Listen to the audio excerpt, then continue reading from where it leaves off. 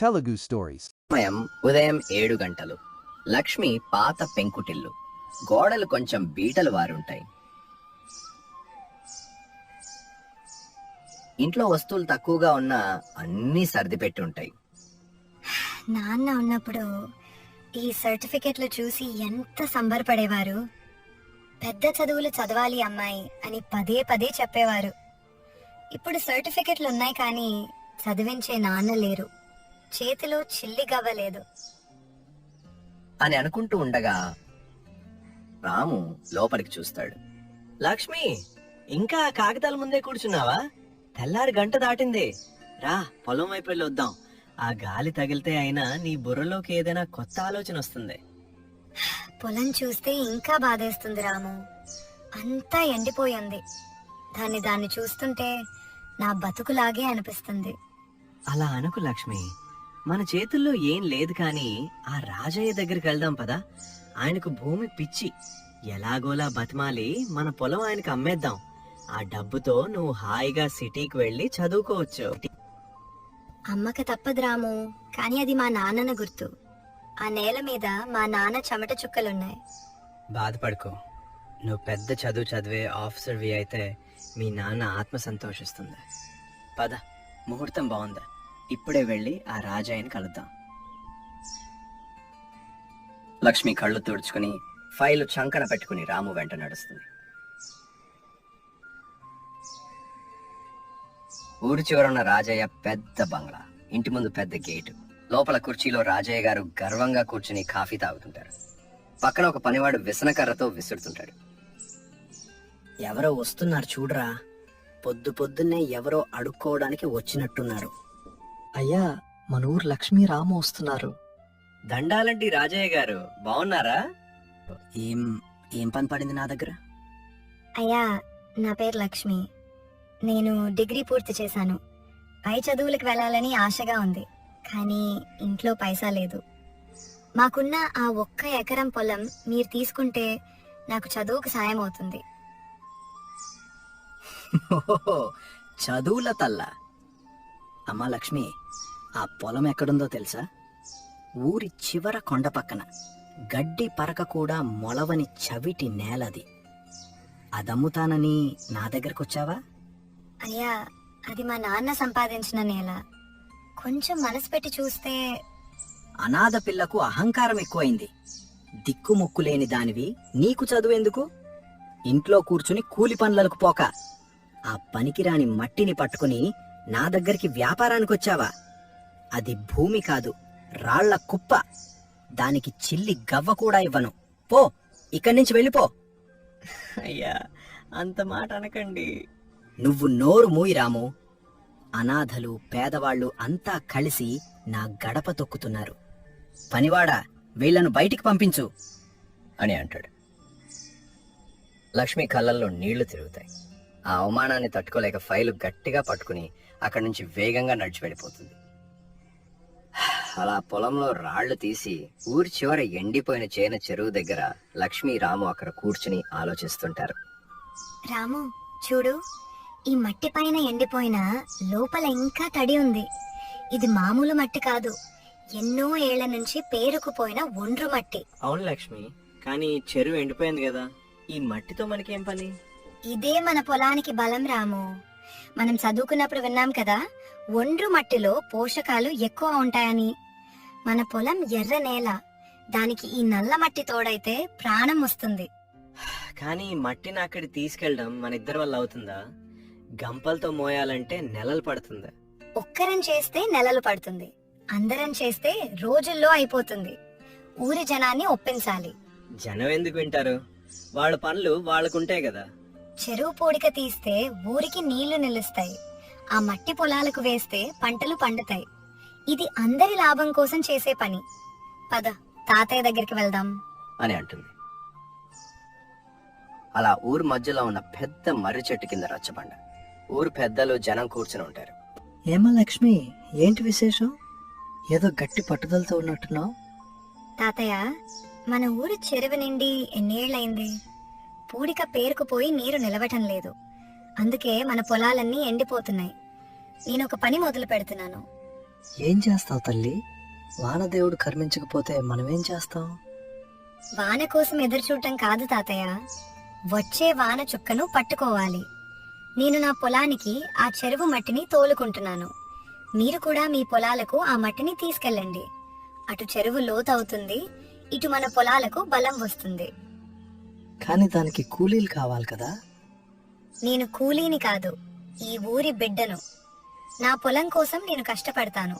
మనమందరం ఒకరి పొలానికి ఒకరం సాయం చేసుకుంటే కూలీల ఖర్చు ఉండదు. శ్రమదానం చేద్దాం.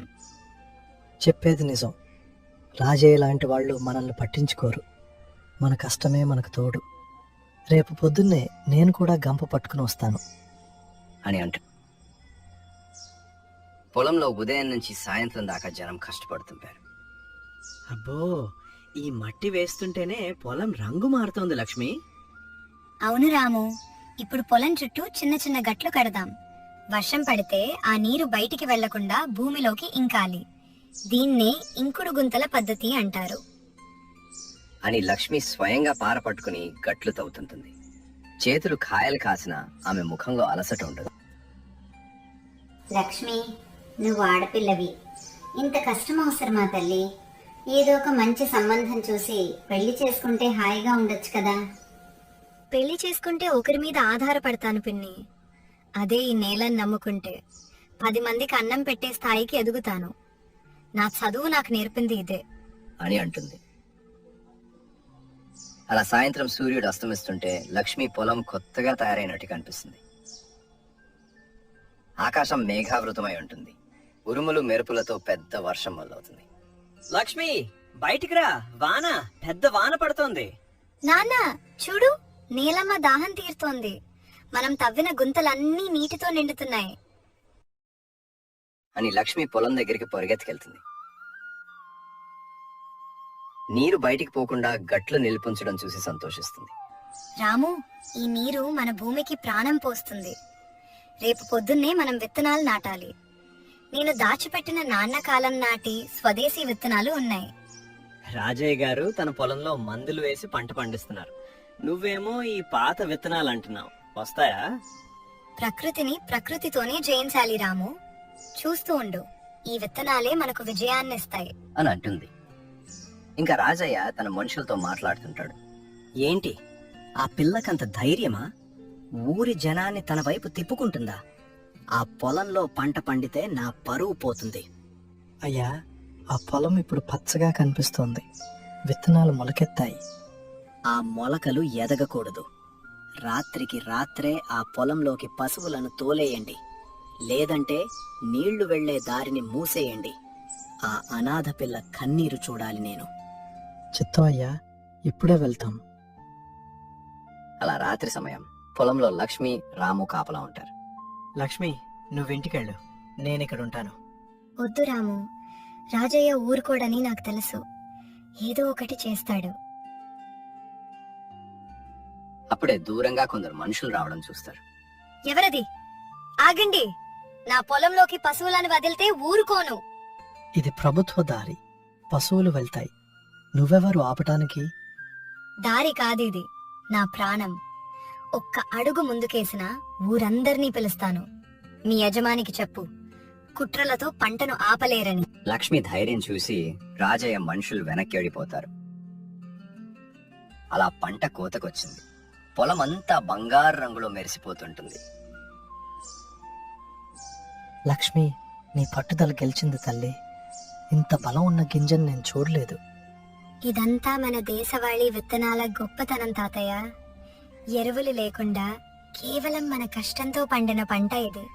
చూడు లక్ష్మి, బస్తాలకు బస్తాలు నిండుతున్నాయి. ఈ పంట అమ్మితే నీ చదువుకే కాదు, నీకొక పెద్ద ఇల్లు కట్టుకోవడానికి కూడా డబ్బులొస్తాయి. నాకిల్లు వద్దు రాము. ఈ డబ్బుతో మన ఊర్లిలో ఒక చిన్న విత్తనాల బ్యాంక్ పెడదాం. ఏ రైతు కూడా రాజయ్య లాంటి వాళ్ళ దగ్గర అప్పు చేయకూడదు అని అంటుంది. అలా పొలం దగ్గరికి రాజయ్య తన బండిలో వస్తాడు. పంటను చూసి ఆశ్చర్యపోతాడు. లక్ష్మి, ఆగు. ఈ పంట చూస్తుంటే నాకు నమ్మబుద్ధి కావడం లేదు. ఆ రోజు నేను నీ భూమిని తక్కువ చేశాను, నిన్ను అవమానించాను. అయ్యా, మీరు అన్న మాటలే నాకు మందుగుండయ్యాయి. మీరు నా నేలను పనికిరానిది అన్నారు, కానీ ఆ నేలే నాకు ఈరోజు గౌరవాన్ని ఇచ్చింది. భూమి ఎప్పుడూ అనాథ కాదు, దాన్ని నమ్ముకున్నవాడు ఎప్పుడూ పేదవాడు కాదు. నన్ను క్షమించు. నీ పొలం పక్కన ఉన్న నా 5 ఎకరాల భూమి కూడా ఎండిపోయింది. నాకు సాయం చేస్తావా? నీ పద్ధతులు నాకు నేర్పిస్తావా? ఖచ్చితంగా అయ్యా, నేల తల్లి అందరిది. కానీ ఒక షరతు, పండిన పంటలో సగం పేదలకు పంచాలి. దానికి రాజయ్య ఒప్పుకుంటాడు. అలా కొన్ని రోజులు గడిచాయి. లక్ష్మి సిటీకి వెళ్ళడానికి సిద్ధంగా ఉంటుంది. రాము, తాతయ్య, ఊరు జనం వీడ్కోలు చెప్తుంటారు. వెళ్ళిరా తల్లి, నువ్వు ఆఫీసర్వి అయి వచ్చి మన ఊరిని ఇంకా బాగు చేయాలి. తప్పకుండా తాతయ్య. నా చదువు నా పొలంలో మొదలైంది, అది ఎందరో రైతులకు వెలుగునివ్వాలి. లక్ష్మి, నీ పొలం జాగ్రత్తగా నేను చూసుకుంటాను. నేను నీకు తోడుగా ఉంటాను. మట్టిని నమ్మండి, అది మనల్ని ఎప్పుడూ మోసం చేయదు. జై కిసాన్ అని అంటుంది. Thanks for watching.